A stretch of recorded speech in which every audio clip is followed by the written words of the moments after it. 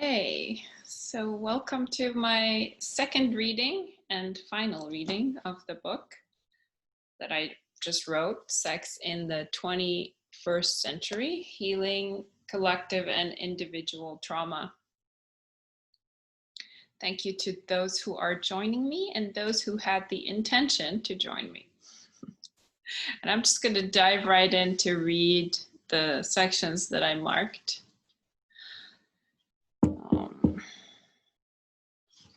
Okay, that one.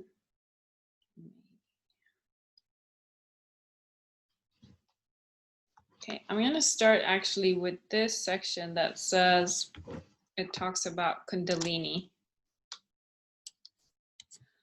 So Kundalini is described in many ancient tantric texts as a coil or kundala spiral power residing at the base of the spine.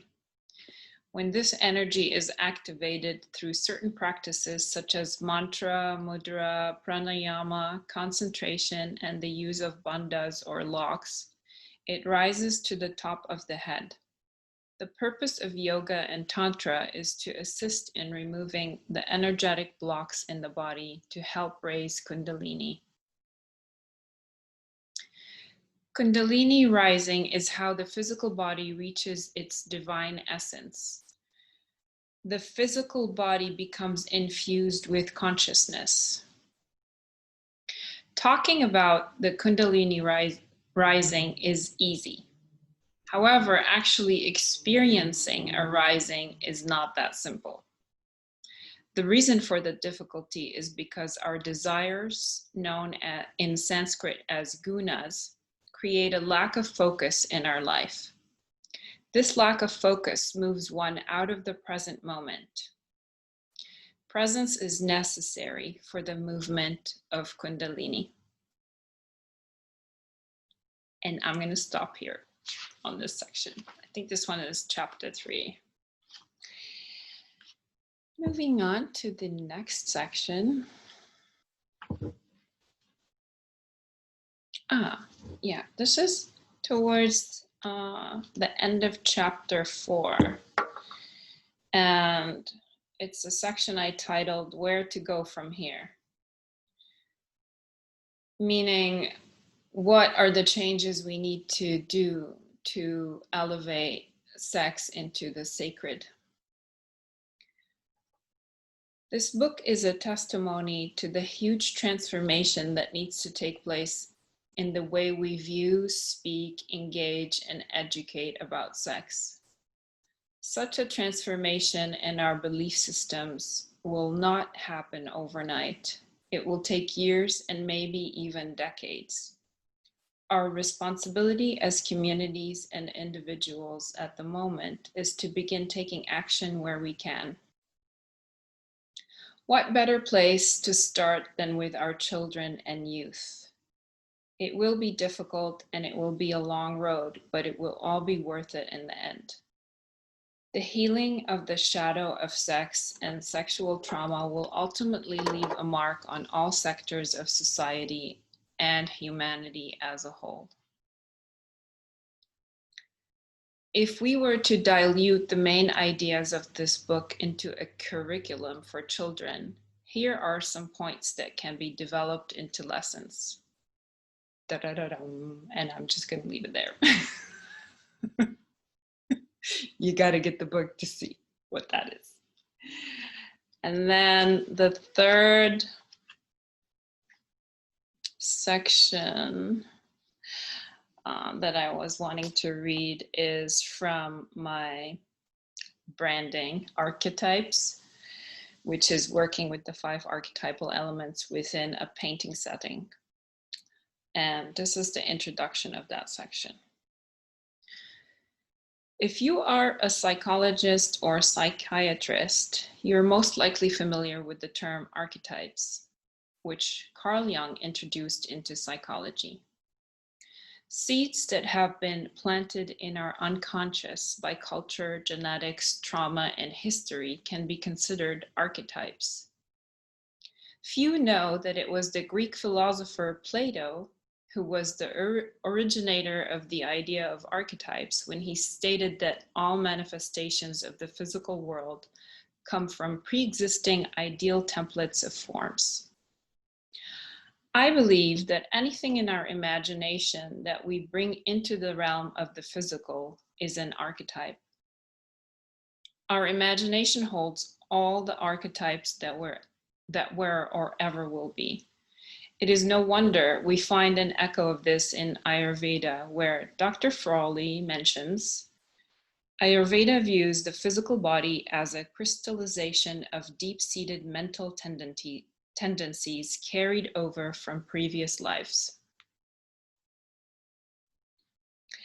Jung's work is replete with mysticism and non-local references. What Jung meant by archetypes is that somewhere in the collective unconscious are primordial images that all of humanity shares, and we all experience life through these archetypes. Jung's work is valuable, especially because the process he calls individuation is concretely observable and can surely be documented. I will not go into my dissertation research findings on individuation and creative process here. However, what I want to discuss is the process I have put together to assist any person to bring their shadow into the light. 3 dots. I think that's all I wanted to read. There's one section that I'm still considering. Oh, you know what? I removed the marking, so I guess that's all I read. Okay, well, perhaps we can do like a little practice and then I can open it up for questions. Okay. I want to share a practice that comes from yoga. It's called Bhuta Shuddhi, and it's a cleansing breath. So I invite you to sit in a seated position, just a comfortable seated position. You can sit in a chair or on a meditation cushion or on your sofa or on the floor, wherever you are, either crossing the legs or having the feet on the ground, and placing the palms in the lap or on the knees. And you want your spine really straight. So with this breath, you're going to inhale to the top of the breath. So you're going to fill the lungs for a count of 5. And then you're going to hold. And as you do this, you will contract the root chakra or the root lock, the root bandha. And then exhale, tuck the chin in and hold the breath for the count of 5.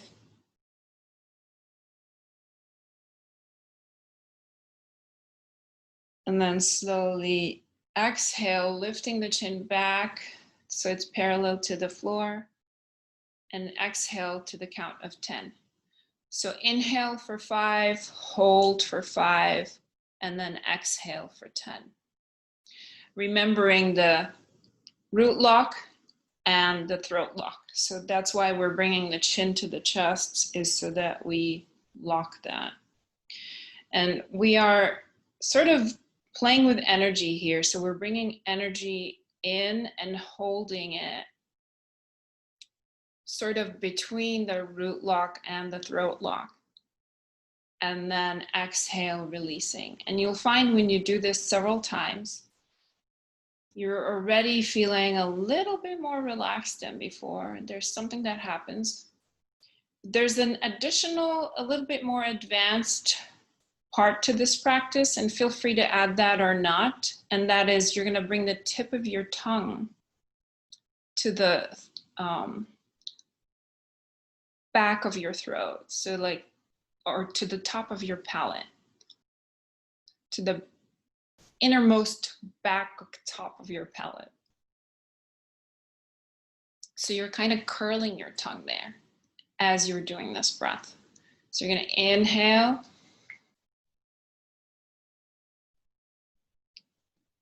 root lock, and then throat lock.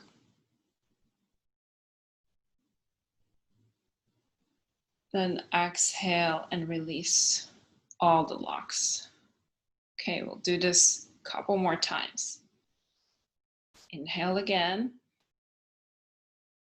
And do the root lock. Throat lock. And exhale for 10. And one more time on your own. Make sure you have the 5-5-10 ratio for the breath.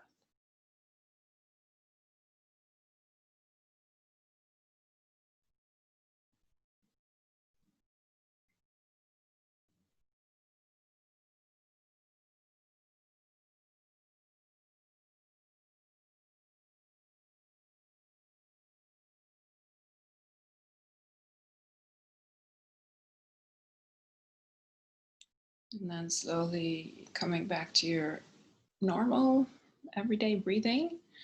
And feel free to share your experience or ask any questions.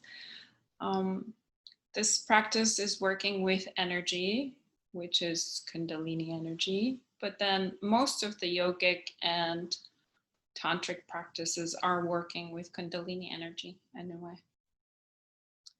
Questions?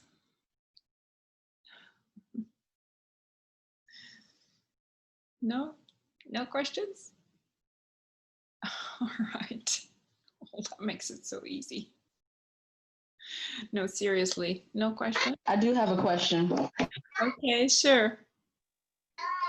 So if a person wanted to practice some of, now in the book, how do you break down, like, is it a guide on how to heal the trauma? Is it an exploration of trauma? Like, is it both? Is it an exploration of trauma? And then there is how to put the modalities into practice to heal yourself? Like, is it both of those components? That's a great question. Thank you, Ebony. Yeah, actually, there's a little of each of those things. It is sort of a self-guide, so a person can take some nuggets from there and can be able to work with certain things that are in the book on their own.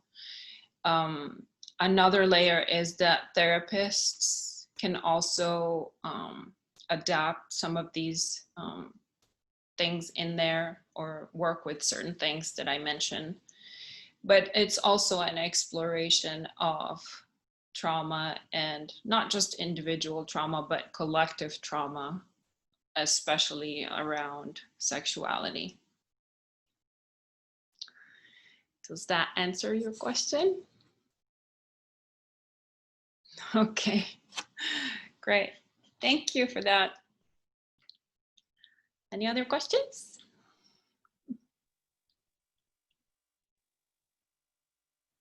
No? I was actually asking something, but I didn't realize I was on mute for a while. Oh, okay. Well, I'm glad you figured it out. What's your question? How to? I don't remember now, but when is the book available to pick up? Oh, when is the book available? September 10th, it should be out. I actually was asking a few local bookstores to order some, and they looked and it seemed like it's not released yet for people to order it that way. What about pre-order? People can just come knock on your door. But people can order from me, and I have 44 copies here that I've sold a few of so far. So I still have a bunch. People can do that through my website or through contacting me directly. info@susieandra.com. I'll have a lot more questions when I'm done reading it. Yeah, I'm hoping to do some sort of a Q&A at some point, maybe like a month or two after the book is out. Okay, well, thank you for joining me, and until next time. Bye.